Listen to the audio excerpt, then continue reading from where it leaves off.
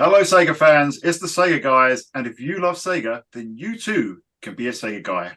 Welcome to the family. I'm Dan the Mega Driver, and here's the other head of the family, the Majima to my Kiryu. It's James the Sagaholic. How you doing, buddy? We're going to get some karaoke going in here. Majima! Dare, dare, dare, Da-da-da-da-da. dare. Well, mate, we are not alone. It's Nope. it's an absolute pleasure to bring back one of our favourite little segments. We haven't done it on the video format before. This is My Favourite Sega, where we go to a member of the community. And here we have, on this episode, gamer, collector, and friend of the show, Videopolis. Mate, absolute pleasure to have you on here. Long time no speak. Like, spoke to you so much on Twitter in text terms. Speaking to you on video, it's great to see your face, mate. How you doing? Yeah, I'm doing very well. I'm doing very well, Dan. Like I say, kind of surreal, kind of freaky to be here. I'm pretty sure my kids are looking forward to me being on YouTube as opposed to me being in their face all the time. But yeah, no, it's good to be here. You got a kid saying, "Are you a YouTuber now?" Yeah, I know. I'm world famous. World famous. See, my youngest says to me, "Are you a YouTuber, Daddy?" I was like, "Well, yeah, Daddy makes a couple of videos on YouTube, but why aren't we rich?" Yeah, I wonder that.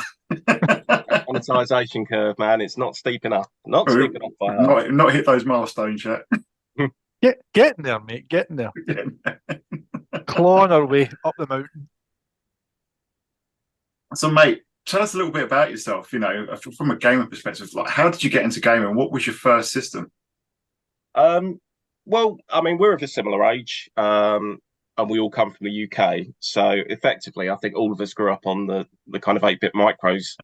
I think I'm right in saying that, Dan, you had a Commodore 64. I did indeed.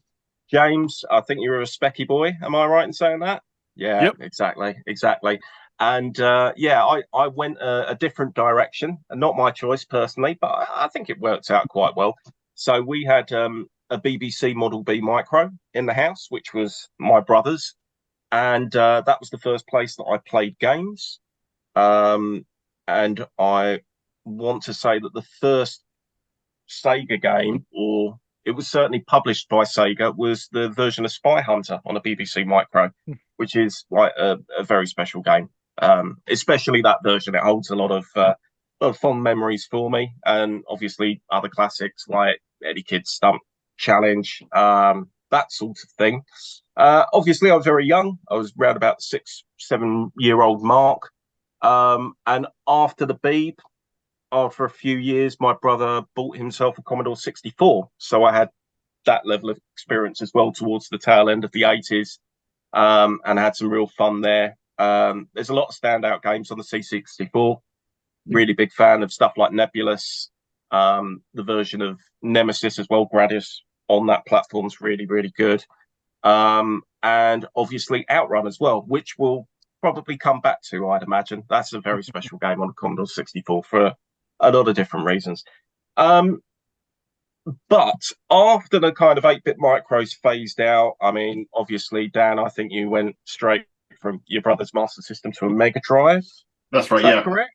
Yeah. And James, you hit that 16-bit scene and you went Atari ST and then Amiga, and then He's back done to his console homework, for the hasn't shadows. he? Yeah, well, this stuff is memorable. This stuff is memorable. It's like it's fundamental to our DNA in terms of being a gamer, the path that you followed.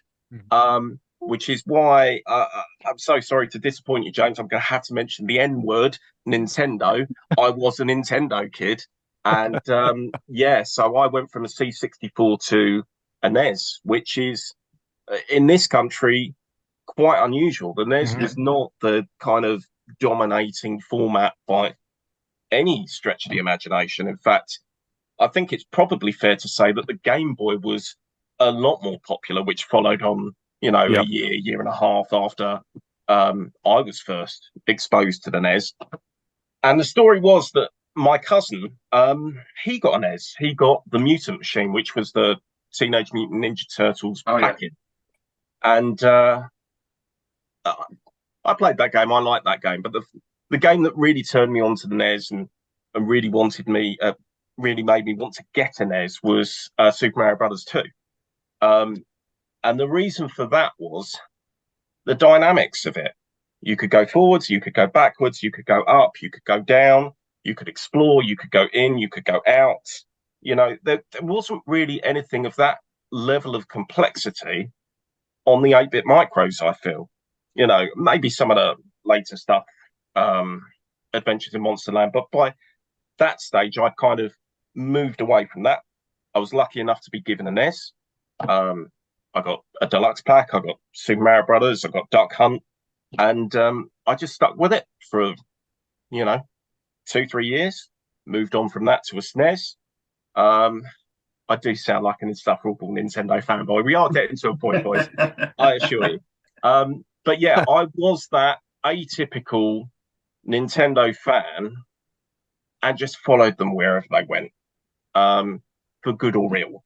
It's quite interesting because I went from Commodore 64 and then my uncle got a NES. And I remember he was living at my nan's at the time, and because my dad's younger brother, and I remember playing it, thinking this is pretty cool, but it didn't blow my socks off. But I was playing the original Super Mario Brothers, and I think at the time I was playing. I got my C64 '89, and I think by the time I played the NES, I played Flimbo's Quest. So I thought Super Mario Brothers is really cool, but visually this isn't a massive step up. But the way that you talk about Super Mario Brothers 2 is quite a good point, because the scrolling goes in multiple directions. You go indoors and the world changes, and you can pull up turnips and all sorts of weird and wonderful stuff, which I can imagine that was pretty impressive when you came to that.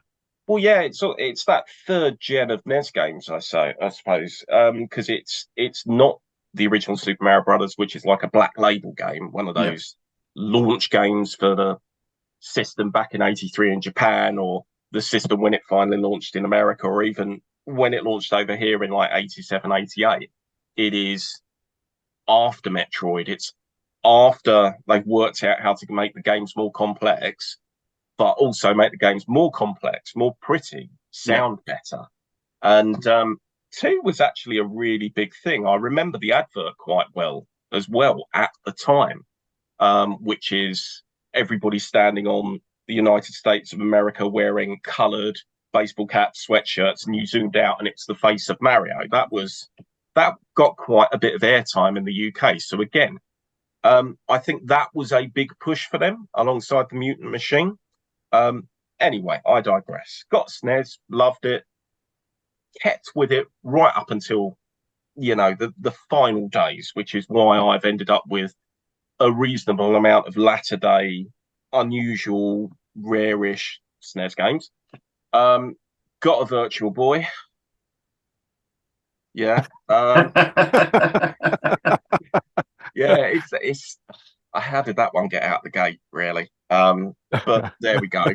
Got a Game Boy, got an N64. And I guess that's where things kind of start to diverge, because much as I love the N64, it's a product of hubris. It's Nintendo being too rigidly safe, wanting to control their own market.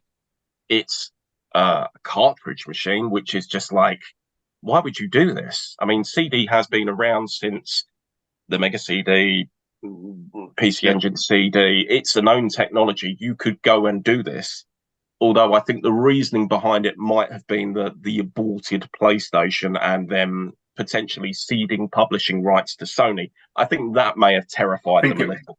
I think it was that, and the CDI, the Philips debacle as well. That I think that left that sour taste. Is it Yamamochi, the head of Nintendo at the time? He was really against using CDs after those 2 deals fell through. There's a video on it somewhere, but I remember he's a bit of a character. So it was basically him who said, right, we're not using CDs, we're going to carry on doing what we do and using cartridges. And he absolutely had the power to do that, because he ruled Nintendo with an iron fist. And I can imagine, I mean, the dog shit that came out of the CDI deal in terms of the games is just, it is kind of tragic, really. To have all of that up until like Zelda 4 Link's Awakening, and then you have these terrible side-on, top-down, Russian animated, live-action hybrid games which don't control very well. It's just like, I bet he was really annoyed. I think they'd be more annoyed now because they're more a company about controlling their assets. But back then, I bet they were livid. But besides the point, I got an N64. There were very many good things to like about it. It was a four-player machine out of the box, which was kind of the future. It was the way things were going. The cartridges, although they were expensive, kind of played well into certain genres in terms of stuff that was becoming new and becoming the standard, like open worlders and FPS games and that sort of thing. But by Christ, the release schedule was absolutely glacial. Aye. And I got my N64 after the price dropped the first time round. Oh, yeah. I want to say. But then again, I'm so old now, I can't remember. It could have been at launch. I know I definitely got a SNES at launch. The N64, I can't remember. Not because it wasn't memorable. It's just that time period of me playing Super Mario 64 and Pilot Wings feels like absolute years. And then maybe there's Turok and what else after that? And it's a very, very narrow field. And the straw that broke the camel's back was I had mates who had PlayStations. They had Gran Turismo. I thought to myself, let's go and get a Gran Turismo game for N64. What I ended up with was GT64. Yeah. And at that point, I think to myself, there's got to be a better way of doing this. And there was. And it was called the Saturn. So this would have been late 97. This would have been just after the release of Resident Evil, I want to say. I walked into my local electronics boutique and I bought a second-hand Saturn, not boxed. It's very much like Saturn Dave's story, actually. Wasn't it? Actually, It was 50 quid. 50 quid. Wow. Jesus About Christ. 2 years, 2-ish years after launch, something like that, pound launch. They could not give them away. The games 400 quid down to 50 in 2 years. Well, You know. that's we're talking mid 97, yeah. That's Yeah. I got mine Christmas 96 for 250 quid. That's right. That came with 3 games. Right. Which that's a very fair price for a Saturn, I feel. Oh, I was over the moon. Don't feel too bad about it. It never really read discs properly. It managed to get through the first year of its life before I was replacing it with something a bit nicer, a bit tidier, but equally cheapish. And it was just another avenue. And it was like my eyes had been opened because there was so much goodness there. And although, I'd been exposed to Sega earlier, I had mates that had Mega Drives. My brother had a Mega Drive too. I'd known Sega. That was the Sega that I went after. And it just, like I say, everything splintered off from there. So I got my Saturn. Then I started exploring Atari. Then I got a PlayStation. Then I got a Dreamcast. Then I got da-da-da-da-da.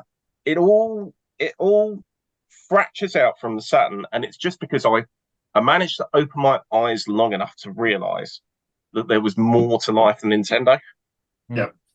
And thank God I did, because I tell you what, it'd be a pretty boring existence right now if I was only playing Nintendo. I mean, what's amazing there as well, mate, is that, you said your mates all had PlayStations, you seen Gran Turismo.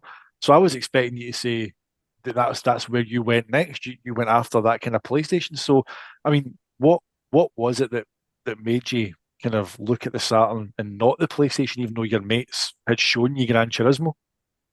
Okay, so you have to remember, and this is very silly to say it now, but I was a Nintendo fanboy. Sony were our mortal enemy. We're as scary, and old wounds run deep. I mean, I they do. I have a massive... You're on the right podcast, mate. Well, I just have a feeling of distrust about them. And I tell you what, the reason why modern Sony doesn't really appeal at the moment is because they are refining and shaping their one idea of the game down to the same homogenous template and just putting it out there at 70 quid a pop and waiting for the money to roll back in. I mean, someone fundamentally tell me the difference between, I don't know, God of War Ragnarok How is that different from Ghost of Tsushima is just slightly more open in terms of landscape.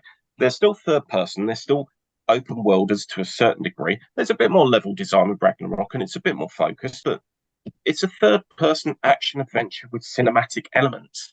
They used to make so many different genres, so many exciting games, and I just think they're playing it as safe as Nintendo were at their worst point. You know, and it just doesn't excite me anymore. I have a PlayStation 5. It kind of hasn't been on for months. I feel like Returnal is probably the best game they've made for it, just because it is fundamentally different and unusual and shifts and looks great. And Housemarque is a great studio anyway. Yeah. But it all feels a bit reductive. And it does kind of go back to the fact that, look, I'm no idiot. I know Nintendo absolutely screwed Sony on it. They, you know, their lawyers were obviously having a day off when it came to the contracts, because when it came to the Super CD format, Sony were going to walk away with the lion's share in terms of royalties. In terms of the publishing, it was all going to be with them. And obviously it got high enough up the chain where someone at Nintendo thought, well, what the bloody hell are we doing this? We're the ones who have made our mark in the games industry. Why are we handing it over to this media company? They make electronics. What are we doing this for? And unfortunately, they thought, yeah, all right, we won't go Japanese. Let's go Dutch instead. But the point still stands. And thereafter, Sony were out for Nintendo's blood.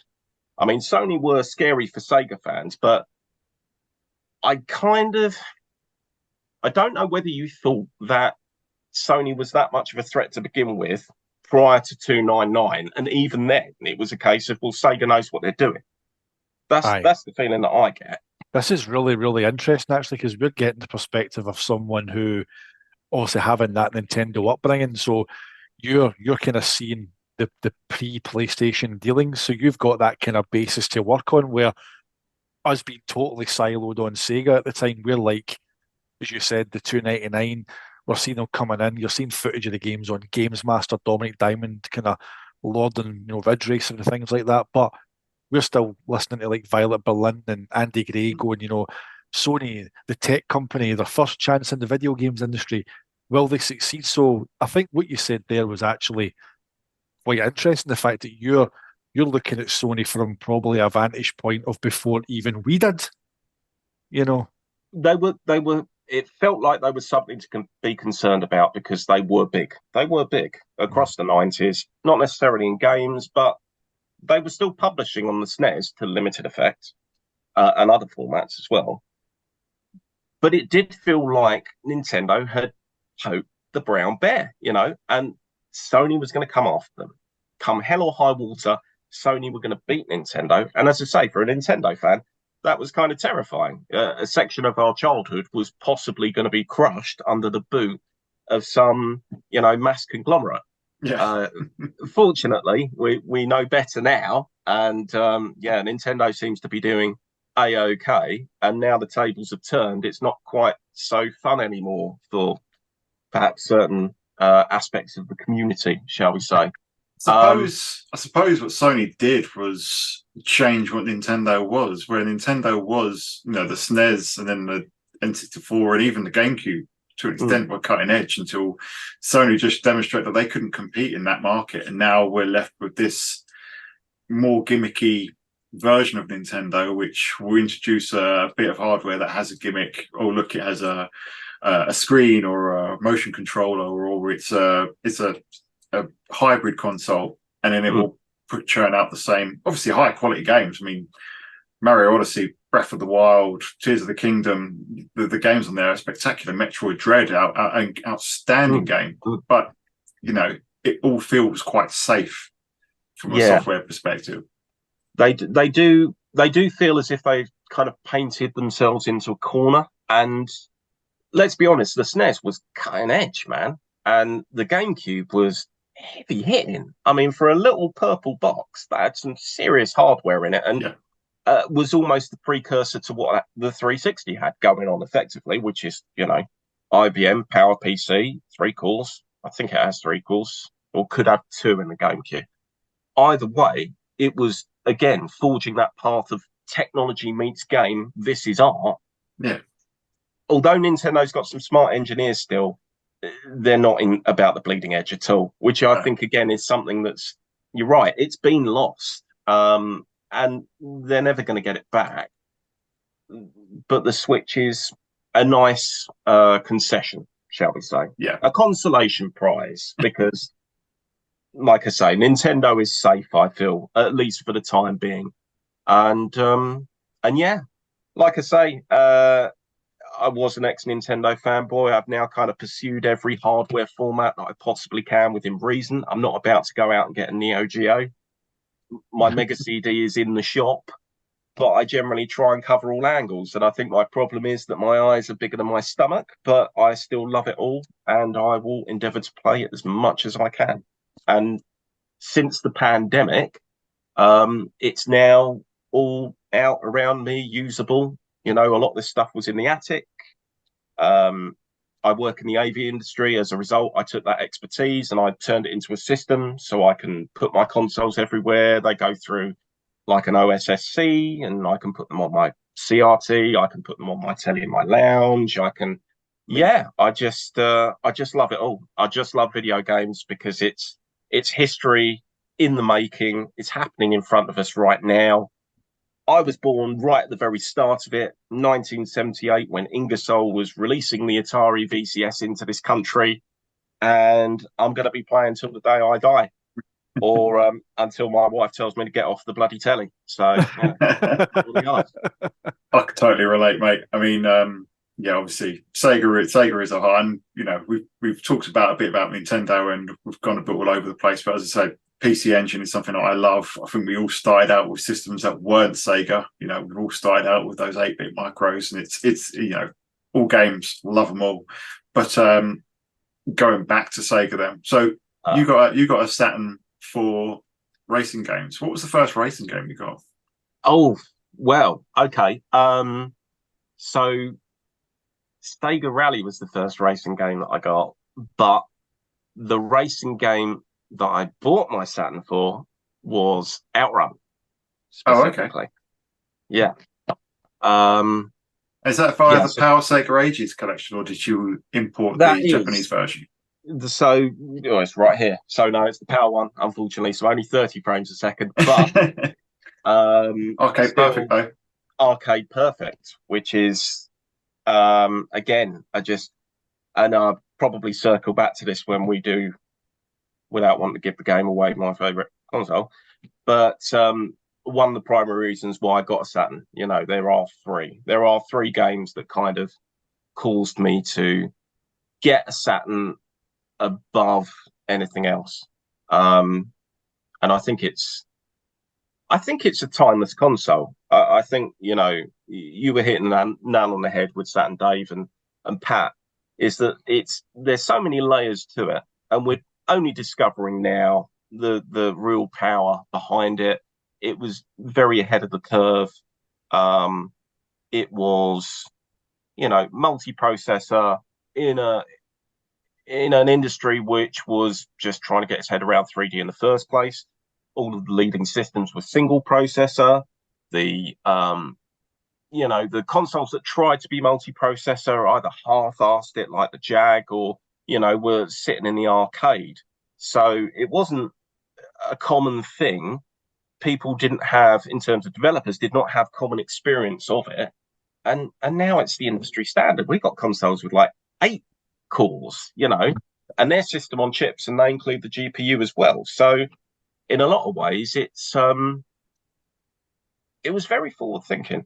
And like I say, it provided a window to another world in terms of games. So I'm absolutely glad that I got my Saturn. I'm glad that I got it when I did, because I feel like a lot of people missed out. They missed out on the opportunity.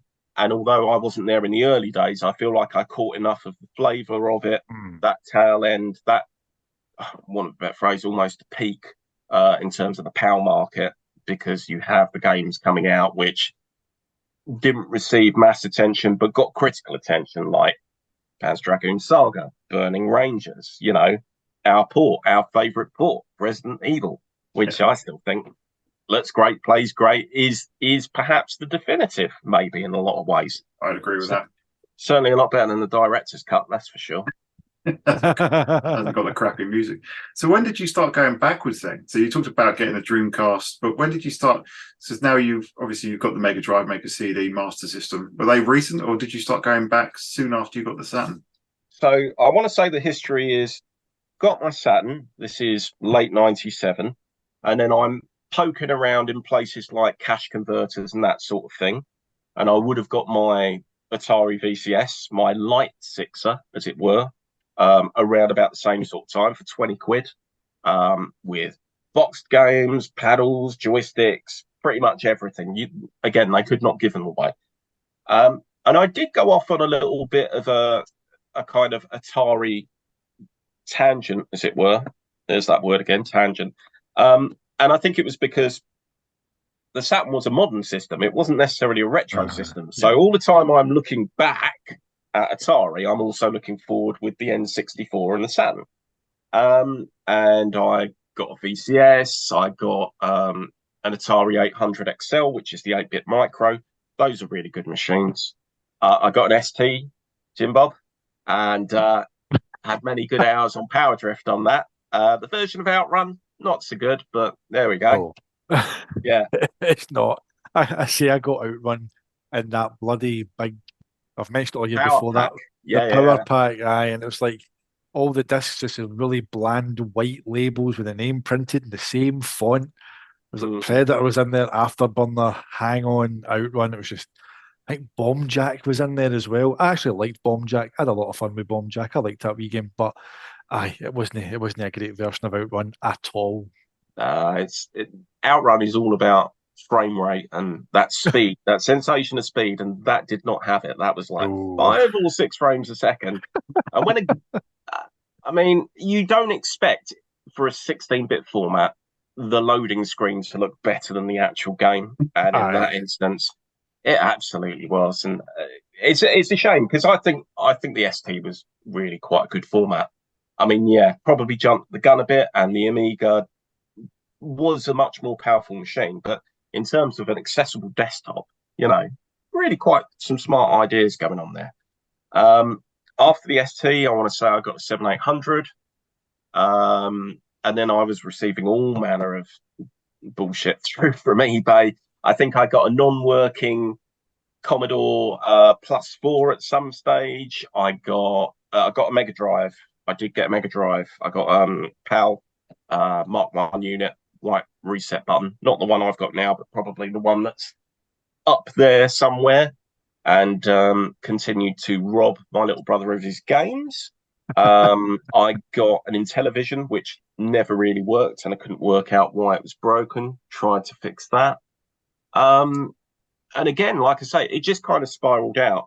And I did eventually get a PlayStation. This would have been, and I got a PS1 specifically, so the little tiny, so I could hide it in a drawer somewhere.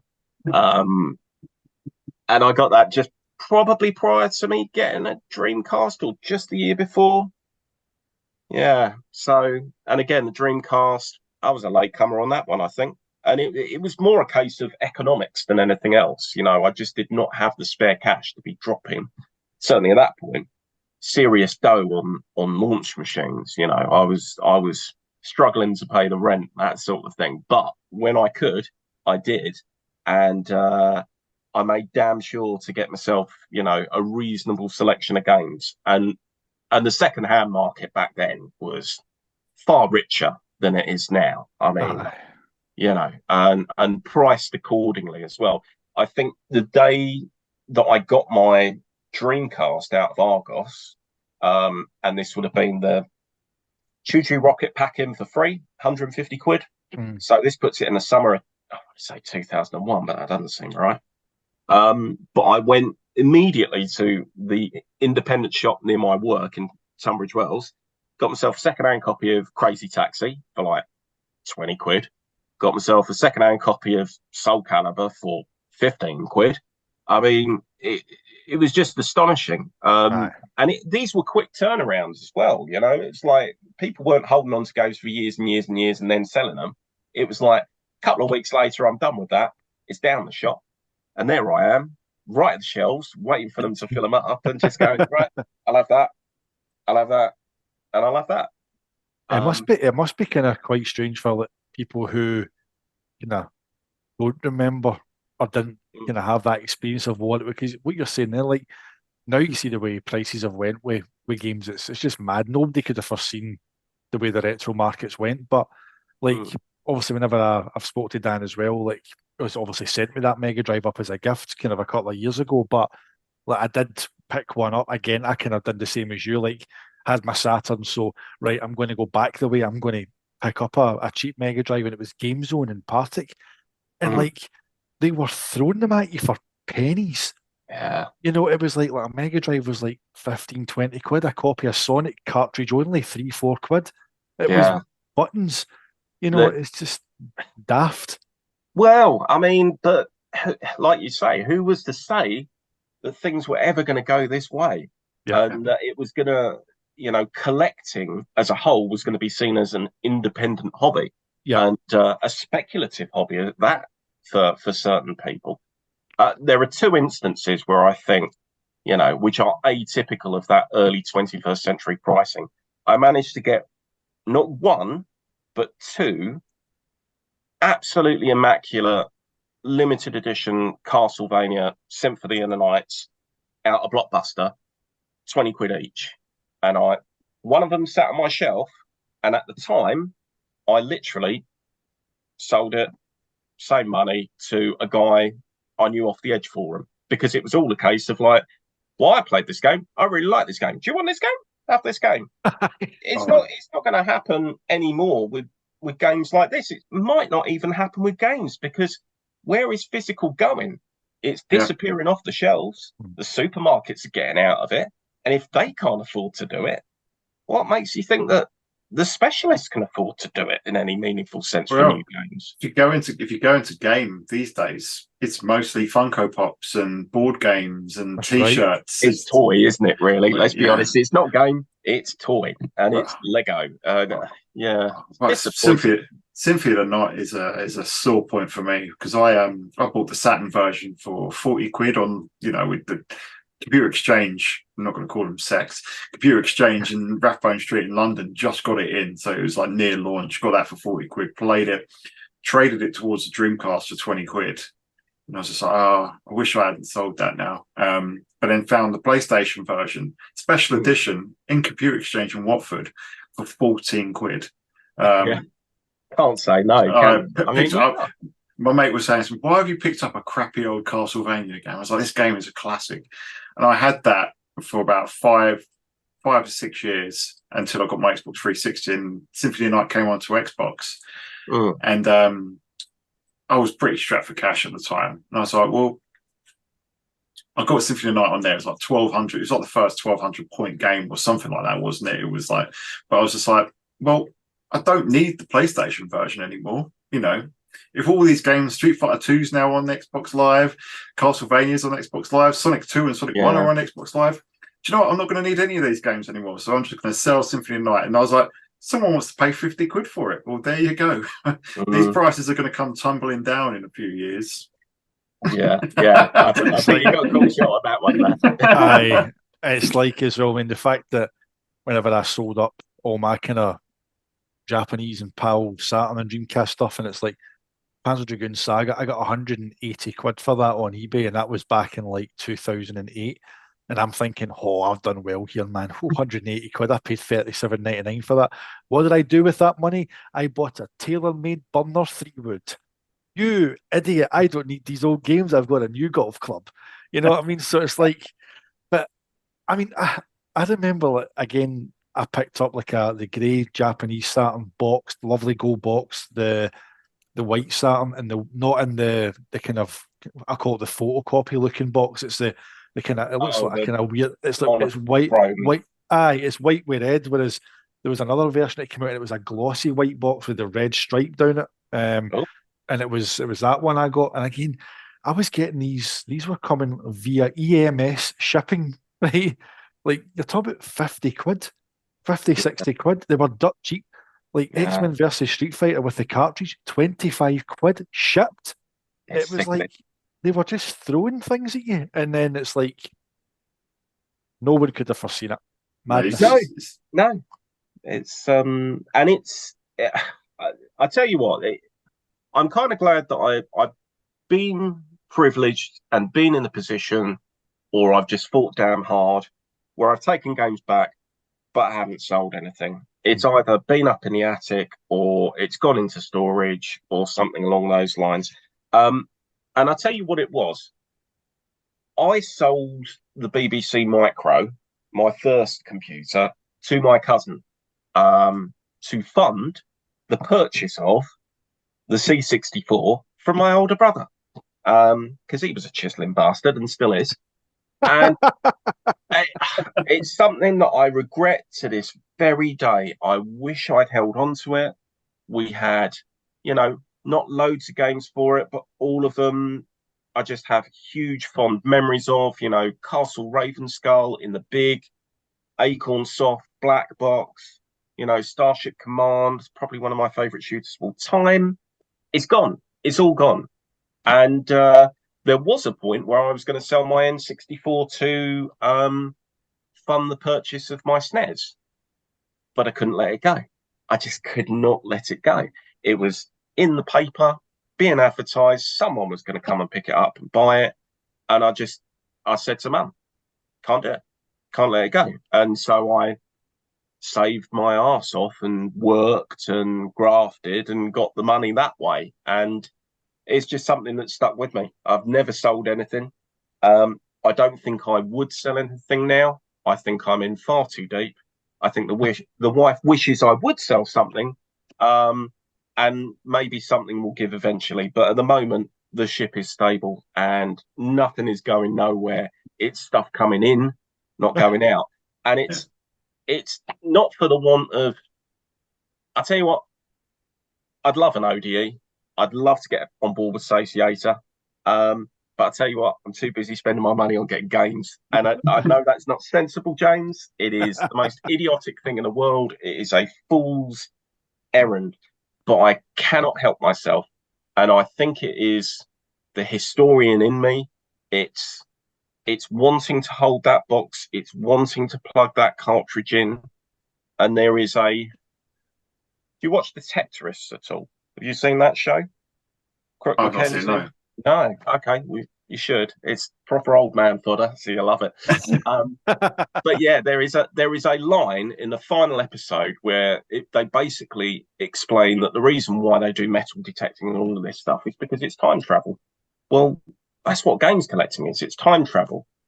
I can tell you the number of books I've read, which are great, absolutely, but I cannot remember where I was when I was reading them, how I was feeling at the time, who I was with. If I pick up a game, I know exactly where I was when I first played that. I know exactly who I played it with. I know when I first saw it. I know when I first read about it. I probably know what score it got in Edge if it ever got reviewed. It's a form of time travel. It is nostalgia in a cardboard box. No, I completely agree. I mean, you talk about idiots collecting. I mean, Yeah. but I said to myself, I'm not going to buy anything this year. I'm going to really tone it down. But then, how many games deep are you now, Dan? I don't know. I've lost count. But I had 4 delivered this morning at the time of recording, the ones that I put on Twitter, and 2 of those were sat in game. 3 of those were from Andy Mackey on Twitter. He's just bought a Fenrir. Yeah. And I've got a Fenrir, and I love it to bits, and I think it's essential not only just to play the games that you can't play or can't afford, but also the amount of ROM hacks and translations and stuff. But I still enjoy buying games, and the example I was going to give is one of the games that I got delivered today was Tama, however you pronounce it, the ball pin rolling game that was a launch game on the Saturn.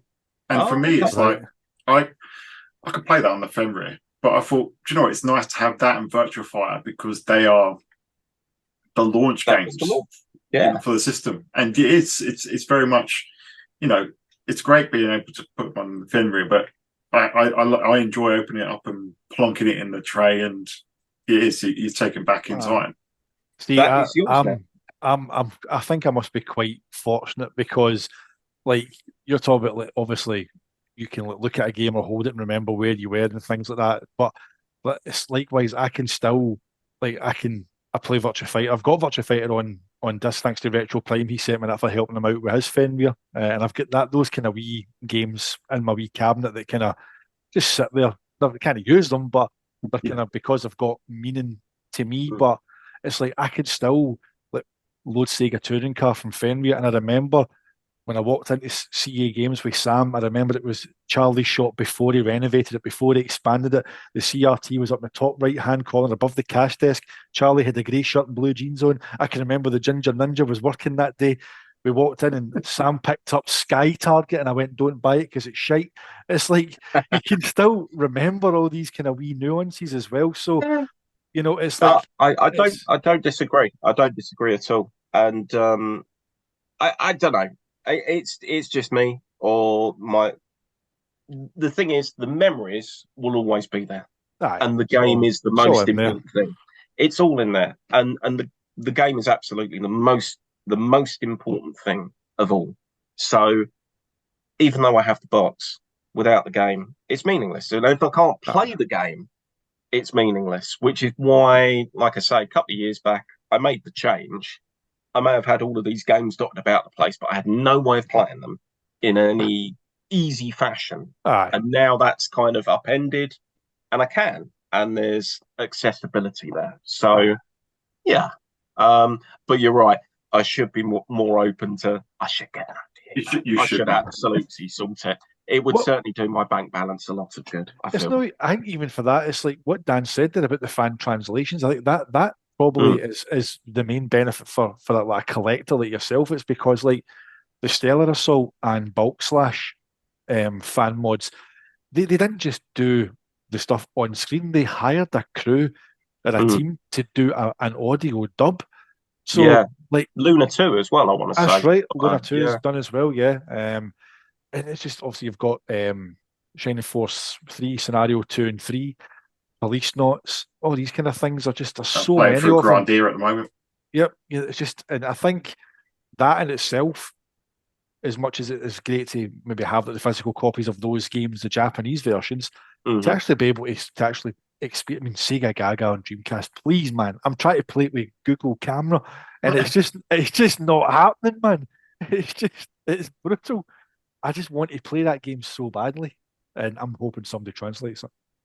I think that will probably push me over the edge, and I'm surprised that Grandia hasn't done already, because the PlayStation version is like, I do love it, but I know it's not the definitive version, and I'd love to play the Saturn version in English.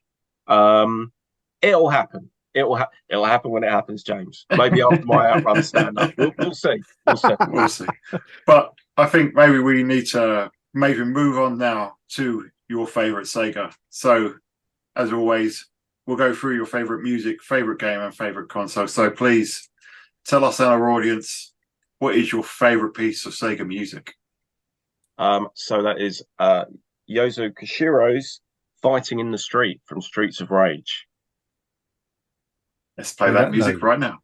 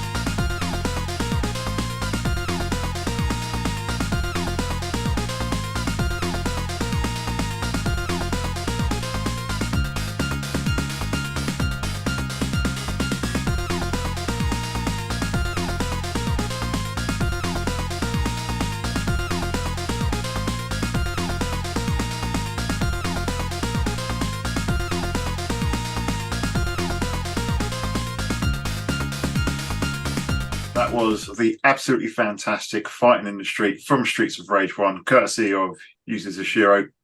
Why is that song so important to you, mate?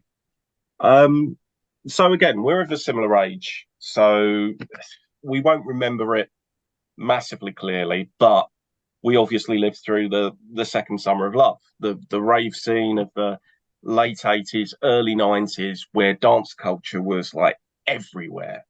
And dance music was crossing over into all the musical genres throughout the charts. You know, you had acts like Soul to Soul, who were working on the soul side of things, neo soul. You had bands like The Prodigy and Orbital, who were pushing the rave scene into the charts.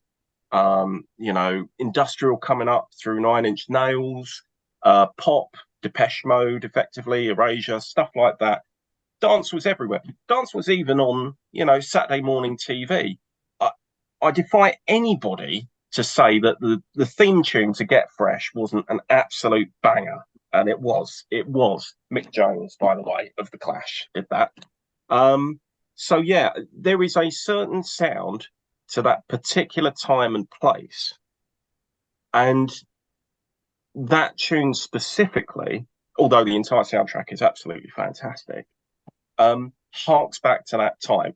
And it was the first bit of game music where I thought to myself, wow, that actually sounds like real music. That sounds like that could be, blasting out of someone's stereo. This wasn't 45-second loop of, the Mario tune. Everybody knows the goddamn Mario tune, right? And it is literally 45 seconds, repeat, repeat, repeat. This had more complexity to it. The sounds in it sounded real intentionally because Koshiro was modeling his drum sounds after the TR 707 and the 808, rolling drum machines. He was trying to ape a sound and a time and a place. And that was revolutionary. I don't know many musicians now who get credited in the intros to games. He was. Revenge of Shinobi, his name is there. I was going to say. Alongside Sega. Streets of Rage, Streets of Rage 2. Streets of Rage 3, I think, was developed by Ancient. So, am I right in saying that? Weren't they all technically developed by Ancient? It was his sister's studio, wasn't it? So that started in 1990, and I know they did the 8-bit versions of Sonic, and he obviously did the music very famously. He gets the credit in those as well. But I don't know whether Ancient gets full credit on the original game. Regardless, he had a prolific career, and obviously music is in his blood. He started out on, with Falcom, the East games. He was using, funnily enough, those games were on the PC 8801, so the NEC PC standard, computing standard in Japan. And it's a tool that he kind of used all the way through, to the extent where he created his own music programming language based off of NEC Basic, which is MML, music macro language, I want to say.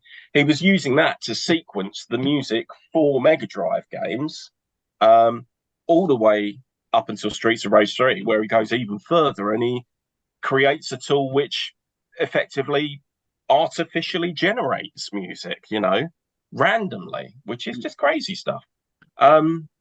He is a genius, an absolute musical genius, and I think that shines through on the soundtrack.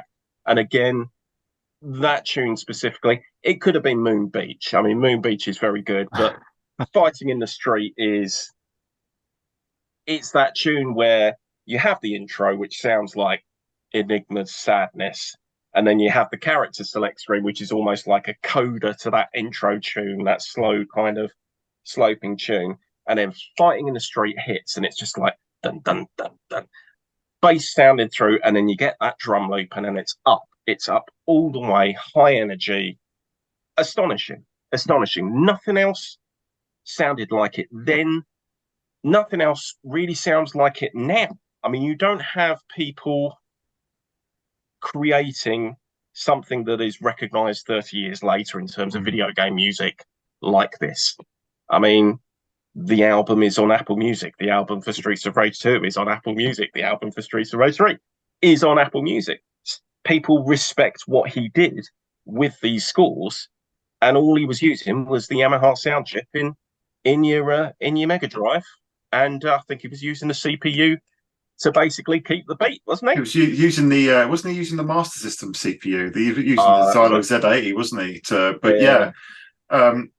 I think it comes back to the Mega Drive kind of being the last true chiptune machine, isn't it? Because once you got to the SNES, that's when you started getting all your sampled sounds. Yeah. So it kind of is the pinnacle of that sort of sound. And yeah, I'm more of a Moon Beach sort of guy, but that soundtrack is absolutely phenomenal. I mean, that Fighting in the Street has so many layers. You've got the slow start of you, boom, boom, boom, and it's then you've got kind of the next phase, which is the and then you've got kind of the bridge, and then it kind of slows down again, doesn't it? And it's like it's almost perfect in the way that it kind of it's your journey through that level, isn't it? It's absolutely phenomenal. It works on so many levels. I swear to God, it's the missing inner city tune in between, like, after Big Fun. That's when Fighting in the Street should have been released by then, And again, as I say, it's so evocative of the sound. There was so much going on within the field, but that was the first instance where I thought, that sounds real. That sounds great. Where did you hear that one first then? Was that after you got your Mega Drive, or was that kind of at a friend's or anyone's? So, so a mate of mine, Simon Sanford, he had a Mega Drive. And this would have been prior to me getting a SNES in about 91, I want to say. And he had a reasonable selection of games. He had EA Hockey, he had Desert Strike, he had Road Rash, he had a kind of classic triumvirate of EA games. Had Streets of Rage, had Kid Chameleon, which I've got a lot of time for as well. And he lived down the bottom of my estate, funnily enough, the estate that I live on now. So that would have been the first place that I heard it and I played it. Certainly played that game for a long, long time. And when I made especially sure to seek it out, but I actually kind of went a different route. I got a Mega CD and I got Arcade Classics because I knew I'd have the Red Book audio on it. So, yeah, I got it that way. Although, sadly, with the Mega CD out of action, I am using my Mega Game 6, which is a hell of a compilation. Volume 1 or volume? That's the one. Well, there's three versions of Mega Game 6. I think it's on all three. There's the red one. That's the one I sent you. That's right. Aye. World Cup Streets of Rage. I think Shinobi was in one, was it not? Revenge of Shinobi, Golden Axe, Super Hang On, and Collins. This one is. I'm sure it's the one you sent me, mate. The difference with the one that I sent you had Sonic on. Right. Yep. But yeah, they were the Mega Sixes, which I think were filling up warehouses up in Sega of America. But we digress. Oh, but what a choice for a tune, mate! Absolutely fantastic. So sensational. Your favourite game then? I think there's been a few hints of it through the conversations we've had, especially in the first part of the show. But if you'd like to tell our viewers and our listeners what that game is. Probably the most atypical Sega game there is, and that's Outrun. And as I said initially, first time I played it, it was the Commodore 64 version, far removed from the arcade. A lot of time for that version. I've got a lot of time for that version. Yeah, there's kind of, and you probably know this, Dan, the sad story behind it. Martin Webb developing it as a kid, and the kind of relationship trouble with his father. But yeah, a sensational game, really, considering the humble hardware. And they were being pretty honest about the way it looked on the back of the box as well. So exactly meeting with false expectations. Even had that amazing Atari ST version we were mentioning earlier on, James, where it looks so great in the stills. But the C64 version also included an audio tape of the arcade soundtrack, which got more than a few plays. Yeah. Oh, that's quality. Yeah. US Gold. An extra. flexing their muscles on that one. Didn't flex them often, mate, to be fair, let's be honest. Yeah, they had their moments. Didn't happen often, but yeah, this was one of those times where the license was well chosen, well used, and yeah, the audio tape was just kind of like cherry on the cake, really. Spent many hours playing that game, many hours. And as I say, it's far removed from the arcade, but it kind of it almost set an expectation of freedom. You have a car, you have the road, you drive, you just go. That's it. But the first time that I played the arcade proper was on a school trip, and this would have been my last year of primary school. And the year prior, we'd gone to a Butlins at Bognor, and it was brilliant. You know, Bognor Regis in the summer, in the sun, the beach. You know, we were having a great time. The following year, we went to Pwllheli in Wales, which was not quite as sunny, not quite as pleasant. Far from it. This was a boot camp with redcoats. It was extremely run down. The most entertainment you would get was watching the Boomerang roller coaster that was off about 5 miles away on the coast run backwards and forwards as they tested it in the constant rain. There was one bright spot to the entire Poxy week, and that was in their cafeteria. They had one arcade machine, and that arcade machine was an Outrun stand-up cab. It was 50p a play, and when I saw it, I could not believe what I was seeing, because I knew the arcade was, the machine was there, it did exist, but I had no experience with the arcade. You know, there weren't arcades in my hometown. I don't think I'd even seen an arcade machine until that point. I was playing games at home. So to see this thing in its track sequence, moving at the rate it did, with the music blaring and the buttons flashing, it was love at first sight. It was love at first sight. And any and all money that I had for that trip went in that machine. And I treasure every moment of it. I you know, I'm not going to lie, I was like, what, 10, 11? It's not exactly a low cab for a child, to be honest, but I managed to look over the wheel, and, you know, it took a bit of effort to actually move my foot from one pedal to the other in terms of the accelerator and the brake. It's not as if you could, like, oh, adult foot, just rest it there a little bit and then move it back again. But I was overwhelmed by the sensation of speed. I'd not seen anything like it. I didn't think it was possible. I'd come from 8-bit micros where the racing games were flashing line horizon, lines a bit, and Outrun, the C64 version, was kind of the first one to really push the objects flying towards you. But obviously they did it with sprites, and you could see how they did it. The arcade machine was just a revelation. Just, you know. And it's my favourite Sega arcade game of all time. I think the balance of it is beautiful. I think the music that you have within it is iconic, you know. Magical Sound Shower being my personal preference.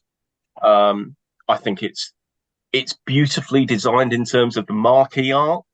I think when the wheel shakes when you go off road is a genius move, and it's very visceral and tactile for anybody. And I can't imagine anyone ever disliking Outrun. Have you ever met anybody that doesn't just automatically love Outrun? Because, like I say, it's there. It's freedom. It's Sega Blue Skies. It's you heading for the sun and an open-top Ferrari that doesn't really exist, but it should do. And one day I'll have one.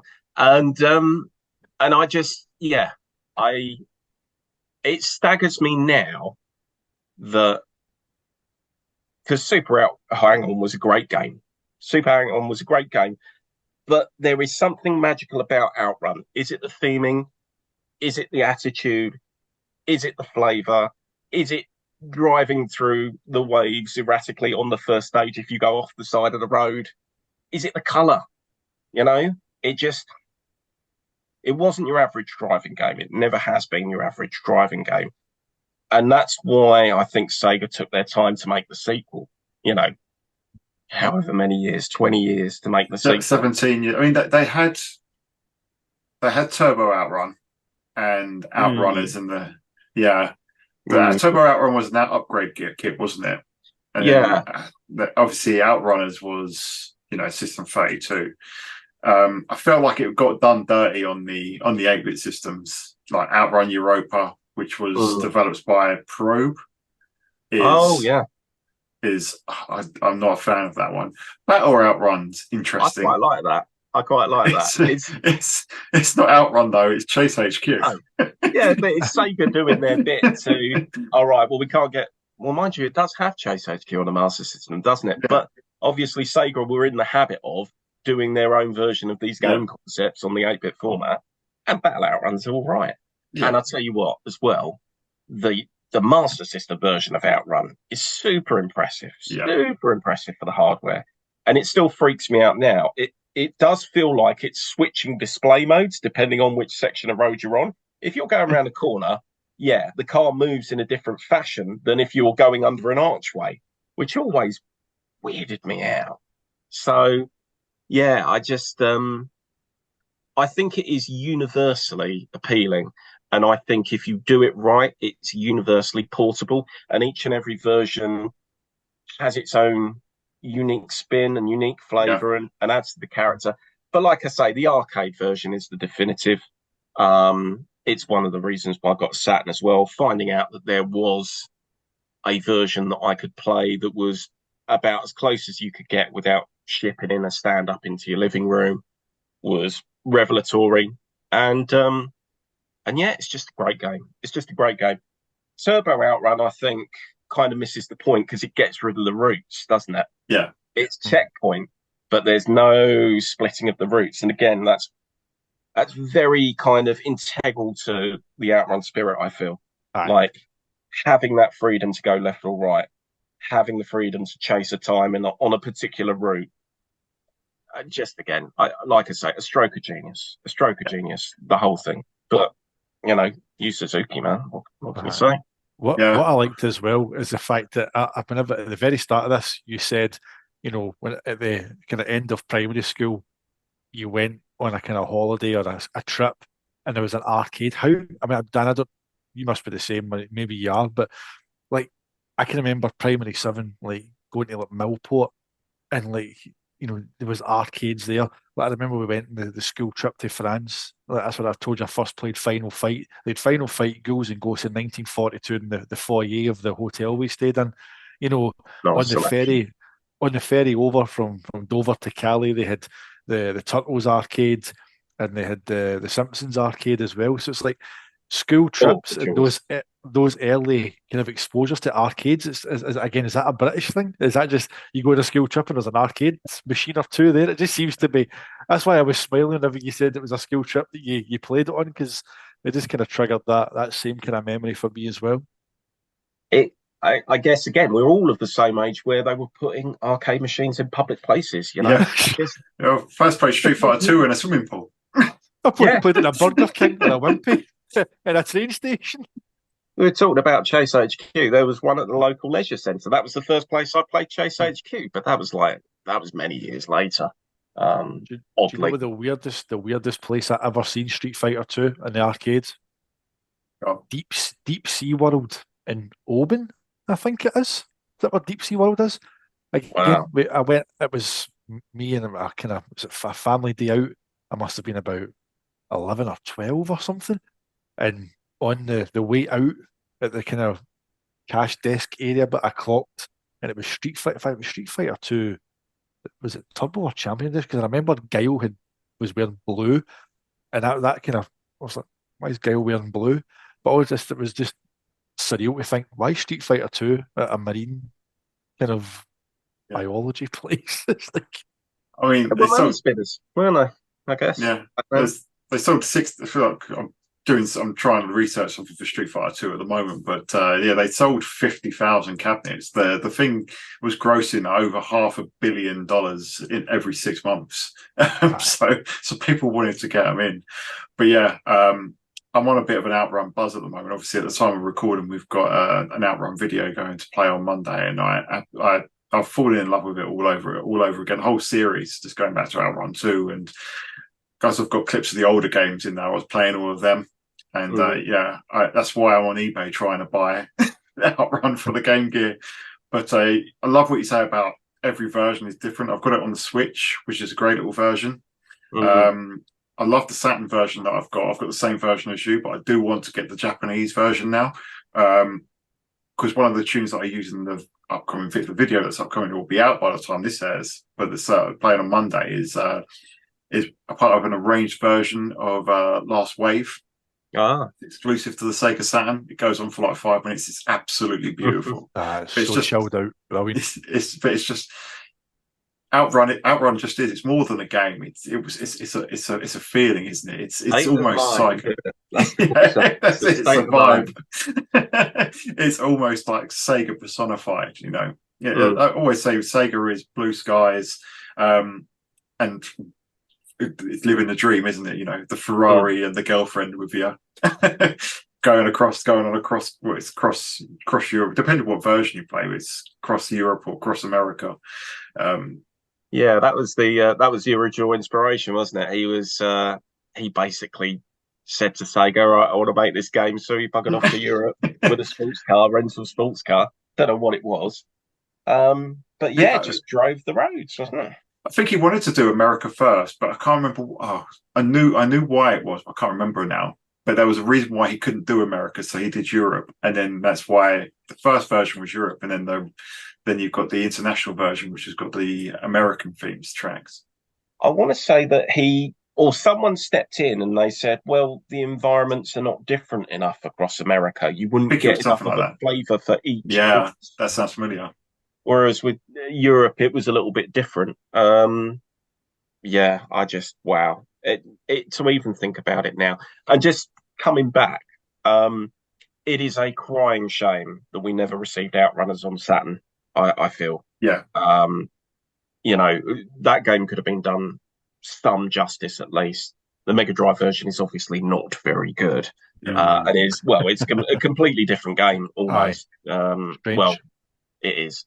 It is strange that was omitted, considering we got Power Drive, we obviously got Outrun, there's Chase HQ and SCI. There was definitely a market for that sort of thing. So one wonders why Sega didn't do it. It's absolutely gorgeous as well. Like when you pull away and you've got that giant inflatable in the corner, the way that it scales is absolutely gorgeous. It's a heavy hitter in terms of sprite scaling. A heavy hitter, probably the heaviest. Apart from that.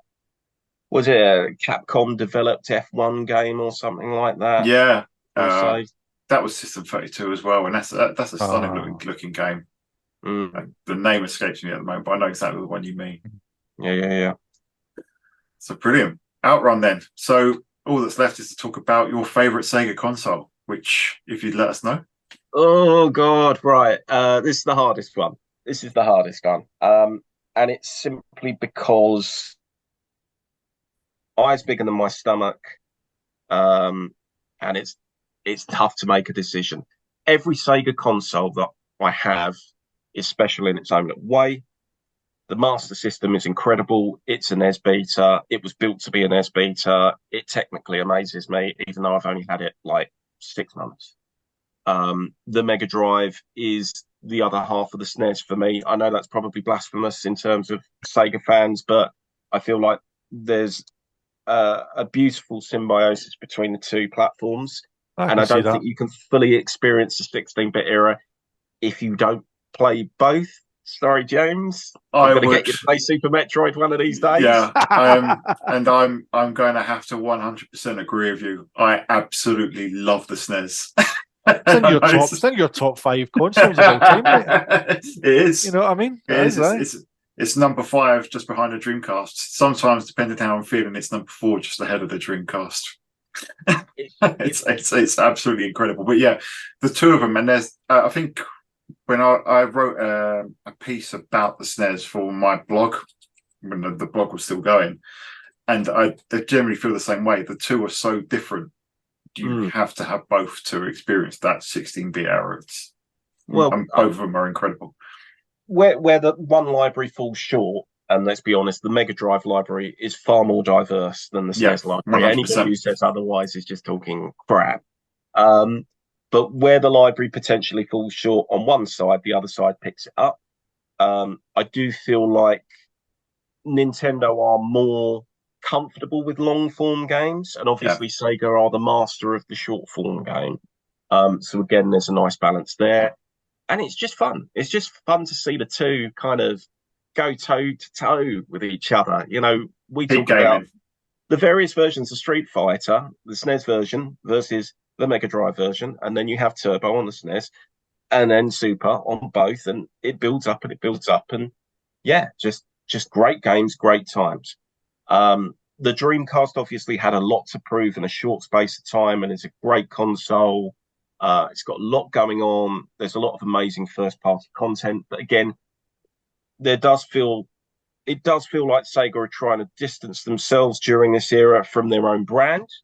Yep. Not just because they don't desperately want to put arcade games on there, they want to get involved more with long-form games. But also, you know, there's a lot of bad press concerning Sega prior in terms of add-ons and so on and so forth. 32X, I've got no frame of reference for. The Game Gear is probably the only portable console to really take the Game Boy on in any serious form, and is a great console as well. But you know what I'm going to say, it's the Saturn. And it's simply because it means the most to me, but also it's the most Sega console they ever made. I mean, it's a contradiction wrought in plastic, is what it is. It is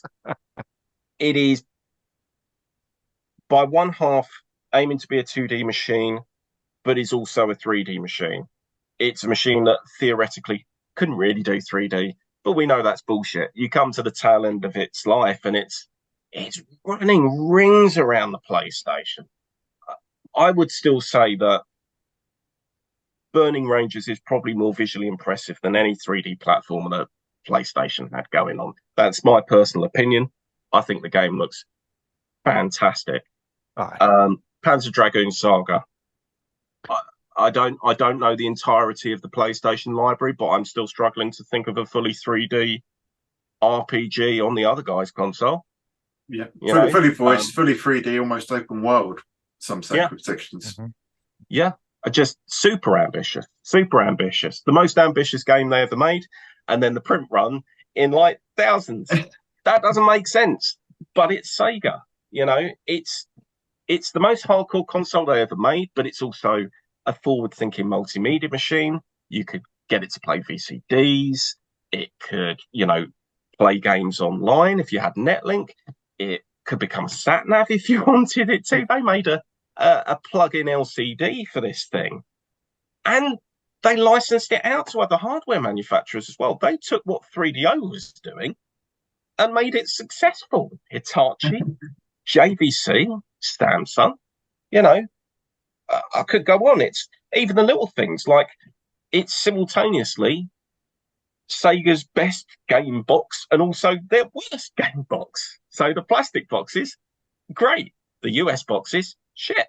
The paper boxes, again, over time, difficult to work with, really. It's, you know, and more than anything else, I really think it could have been their finest moment. I really do.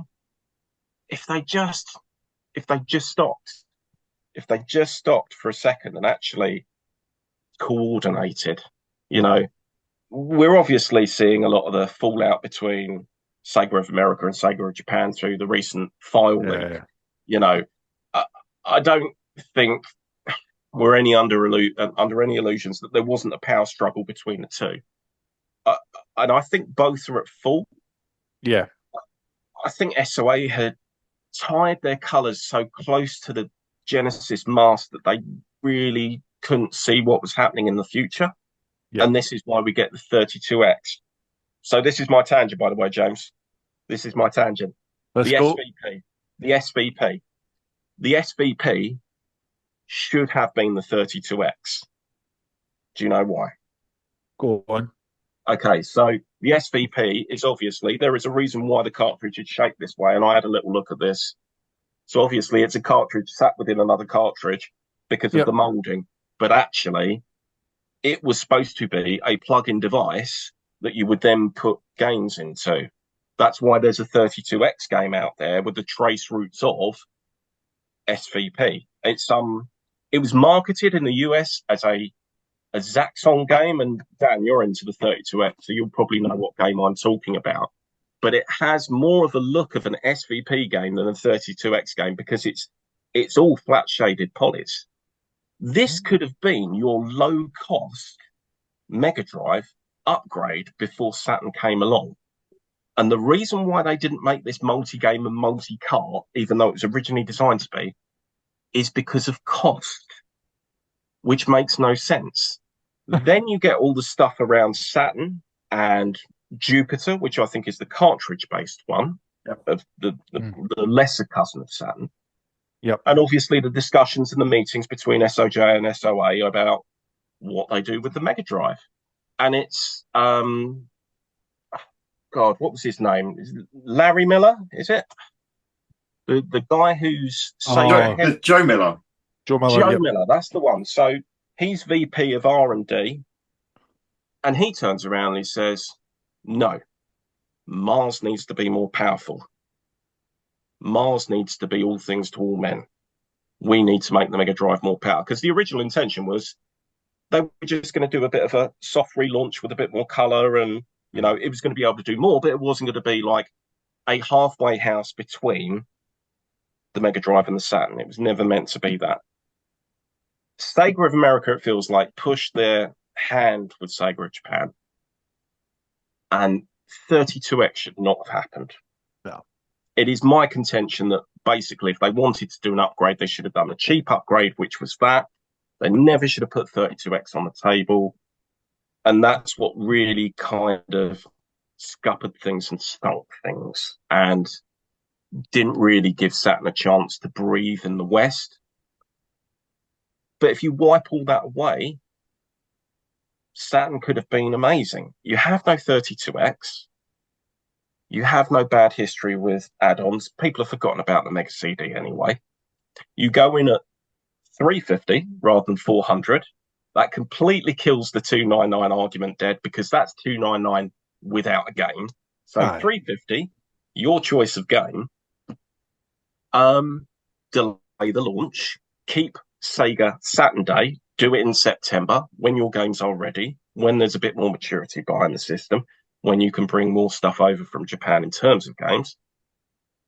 It's a series of bad decisions that set Saturn up for a fall. But even in spite of all of that, look at the games that got out. Look at the games that are there.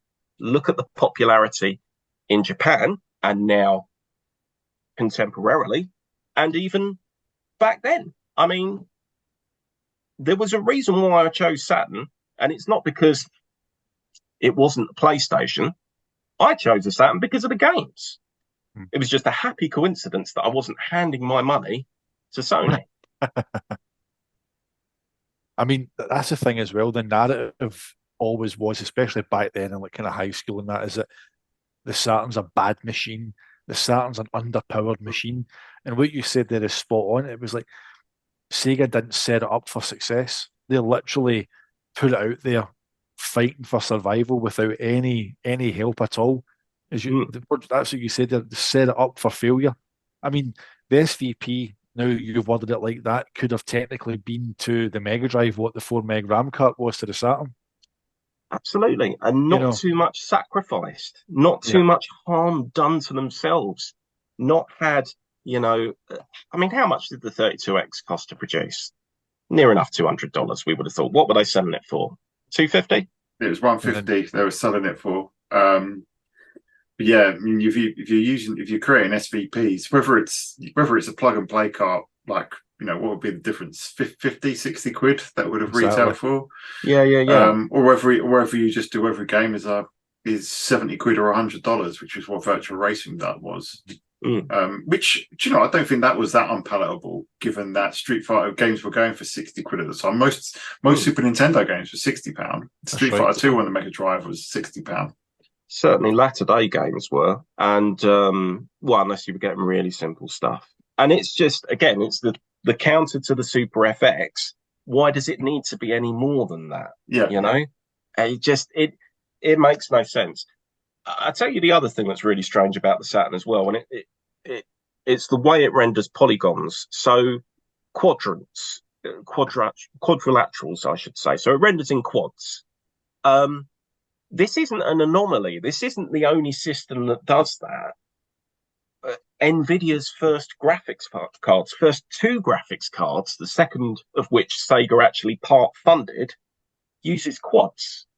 So they weren't just going out on a limb and bucking the industry trends just, for the sake of it. NVIDIA were pushing the envelope in terms of 3D rendering. They were actually working in partnership with Sega for PC ports using their cards. Admittedly, not very successfully, because I think Sega lost interest.